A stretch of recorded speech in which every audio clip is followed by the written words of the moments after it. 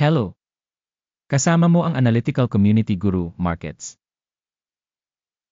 Magsimula tayo sa pangkalahatang impormasyon tungkol sa kumpanya. Kung kinakailangan, maaari mo itong i-pause. Iminumungkahi namin na tingnan mong mabuti ang lahat ng tagapagpahiwatig ng organisasyon. Susuriin namin ang kasalukuyang mga tagapagpahiwatig ng pagganap ng kumpanya kasama mo. STAAR Surgical Company, ticker, LAAE. Ginawa ang pagsusuri gamit ang data mula noong Agosto 14 na 2025. Ayon sa klasifikasyon Guru Markets kumpanya STAAR Surgical Co. nabibilang sa subkategory Medical Instruments, 36 na kumpanya ang nakikibahagi sa pagsusuri. Makikita natin ang mga huling desisyon sa dulo ng video na ito. Ang kabuang resulta para sa kumpanya ay -4-1 puntos. Average na marka para sa subkategory, 3.8 puntos. Kung titignan mo ito ng malawak sa loob ng merkado sa amin sa kabuuan, makikita natin ang average na rating para sa stock market sa kabuuan ay 1.7 puntos. Laban sa isang minus na rating, 4 na puntos STAAR Surgical Company. Paghahambing ng paggalaw ng presyo ng stock ng isang kumpanya STAAR Surgical Co. at mga subkategory na kumpanya. Makikita natin na over 12 months ang shares ng kumpanya STAAR Surgical Co. nagpakita ng dynamics ng minus 26.5%. Laban sa dynamics ng presyo sa subkategory, minus 7.8%. Market capitalization ng kumpanya STAAR Surgical Company nagkakahalaga ng $1.4 bilyon. At ang market capitalization ng subkategory ay $473 bilyon. Ang halaga ng libro ng kumpanya ay tinatayang nasa $0.34 bilyon. At ang capitalization ng balance sheet ng subkategory ay $127 bilyong dolyar. Sa paghahambing ng mga bahagi ng market at balancing capitalization, makikita natin ang mga sumusunod. Inookupahan bahagi STAAR Surgical Co. sa subkategory kapag tinatasa ang market capitalization ay 0.25%. Ang halaga ng libro ay 0.265%. Pagtatasa ng bahagi ng organisasyon sa merkado at halaga ng libro ng subkategory, masama, -1 puntos. Ang mga utang ng organisasyon ay umaabot sa $0.04 bilyon. Ang utang sa book capitalization ay nagkakahalaga ng 12% ng kapital. Resulta para sa antas ng mga obligasyon sa pananalapi ng kumpanya, mabuti 1 puntos. Ang ratio ng presyo ng merkado ng kumpanya sa mga kita nito ay 0. Na may average para sa subkategory na 57.3. Pagsusuri ng presyo sa merkado sa mga ratio ng kita kumpara sa mga kumpanya sa subkategory, napakasama, -2 puntos. Ang tubo sa huling 12 buwan ay $75 milyon. Ang mga pasulong na kita para sa susunod na 12 buwan ay pansamantalang tinatantya sa $11 milyon. Pagtatasa ng inaasahang mga tagapagpahiwatig ng kita sa hinaharap kumpara sa mga kumpanya sa subkategory, passable, 0 puntos. Ang ratio ng presyo sa benta ng kumpanya ay 6.2. Ang average para sa subkategory ay 5.3.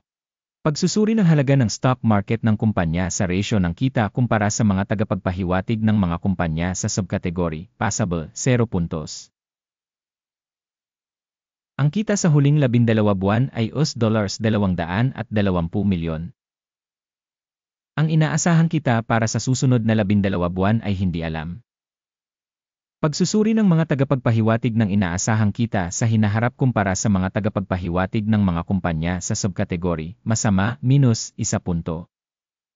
Ang marginality ay -42.5% na may average na 10.3% sa subkategory. Pagtatasa ng marginality sa paghahambing sa mga tagapagpahiwatig sa subkategory, tolet, -0.5 puntos. Ang bahagi ng kumpanya ayon sa bilang ng mga empleyado sa subkategory ay 0.427%. Na 45% higit sa bahagi ng market capitalization.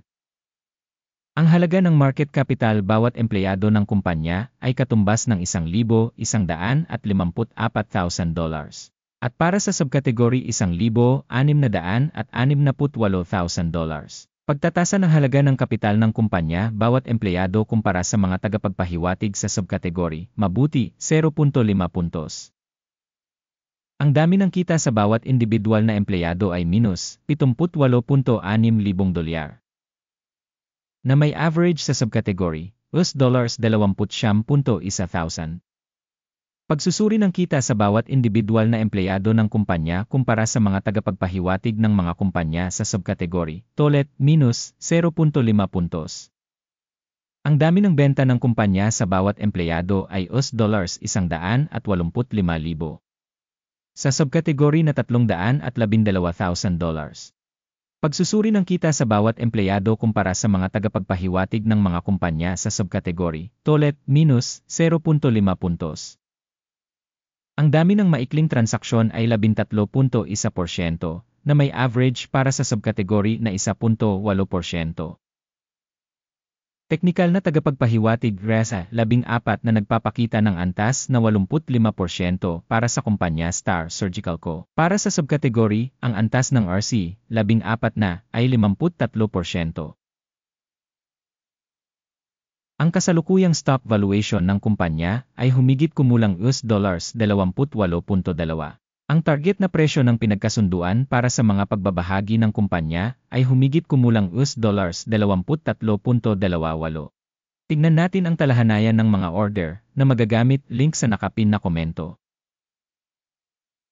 Ang talahanayan ng pagkakasunod-sunod ay naglalaman ng ganap na lahat ng mga desisyon na dati nang ginawa sa isang partikular na panahon ng sistema ng impormasyon para sa pagsusuri ng mga pagbabahagi Guru Markets. Ang pag-access sa talahanayan ng order ay ganap na libre at bukas, link sa nakapin na komento.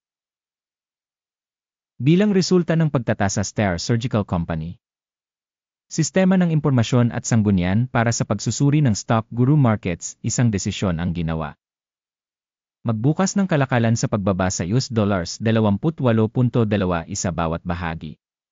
Bukas ang deal dahil medyo mahina ang valuation at price trend ng kumpanya. Ginawa ang valuation ng kumpanya gamit ang valuation model, ang ACIMS Index. Ang take profit ay nakatakda sa 11.7. Ang stop loss ay nakatakda sa 36.72. Sakaling hindi isinara ang order sa pamamagitan ng take profit o stop loss. Sa kasong ito, otomatikong isasara ang deal batay sa mga resulta ng pangangalakal noong Setyembre 13, 2025 o sa huling araw ng trabaho bago ang petsang ito. Ticker, YEA, magiging pangunahing buy order. Ang video sa pangunahing order ay naipublish na sa channel. Kapag ang isa sa mga order ay sarado, ang basic o ang pagbabalanse. Isa pang order ay sarado sa aktwal na presyo. Salamat sa lahat sa panonood ng video na ito at sa paggamit ng impormasyon at reference system mula sa Guru Markets.